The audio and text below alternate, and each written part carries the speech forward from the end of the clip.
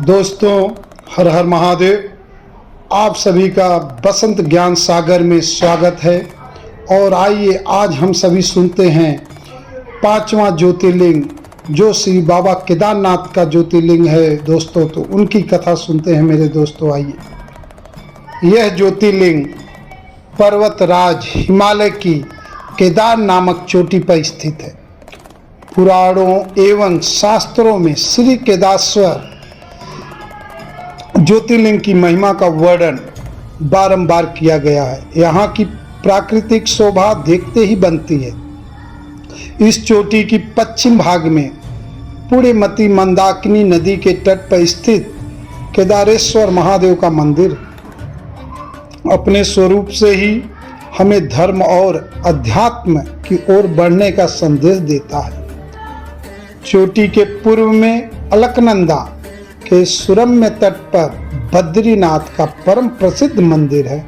अलकनंदा और मंदाकिनी ये दोनों नदियां नीचे रुद्रप्रयाग में आकर मिल जाती हैं। दोनों नदियों की यह संयुक्त धारा और नीचे देवप्रयाग में आकर भागीरथी गंगा से मिल जाती हैं। इस प्रकार परम पावन गंगा जी में स्नान करने वालों को भी श्री केदारेश्वर और बद्रीनाथ के चरणों को धोने वाले जल का स्पर्श सुलभ हो जाता है। इस अति पवित्र पुण्य फलदायी ज्योतिर्लिंग की स्थापना के विषय में पुराणों में यह कथा वर्णित है।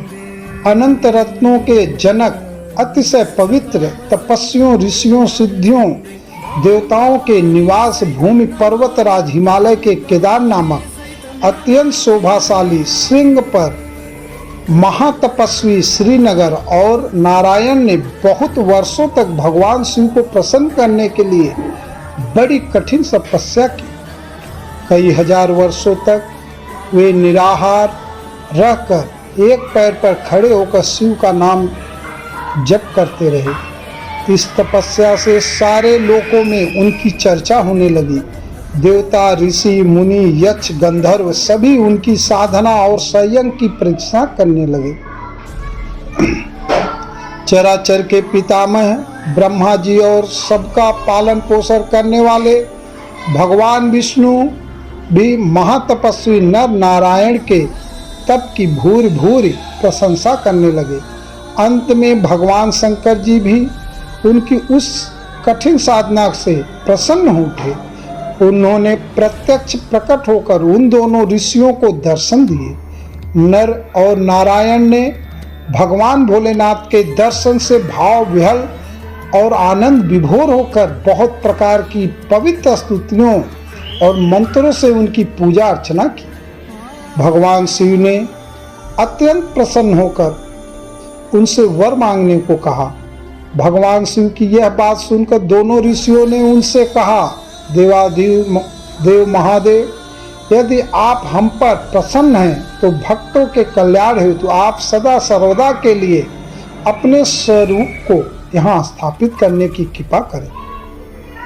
आपके यहाँ निवास करने से यह स्थान सभी प्रकार के अत्यंत पवित्र हो उठेगा। यहाँ आपका दर्शन पूजन करने वाले मनुष्यों को आपकी अविनाशनी भक्ति प्राप्त हुआ करेगी। प्रभु, आप मनुष्यों के कल्याण और उनके उद्धार के लिए अपने स्वरूप को यहाँ स्थापित करने की हमारी प्रार्थना अवश्य स्वीकार करें। उनकी प्रार्थना सुनकर भगवान शिव ने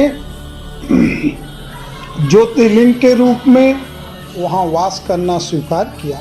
केदार नामक हिमालय श्रृंग पर स्थित होने के कारण इस ज्योतिर्लिंग को श्री केदारेश्वर ज्योतिर्लिंग के रूप में जाना जाता है। भगवान शिव से वर मांगते हुए नर और नारायण ने इस ज्योतिर्लिंग और इस पवित्र स्थान के विषय में जो कुछ कहा है वह अक्षरशः सत्य है।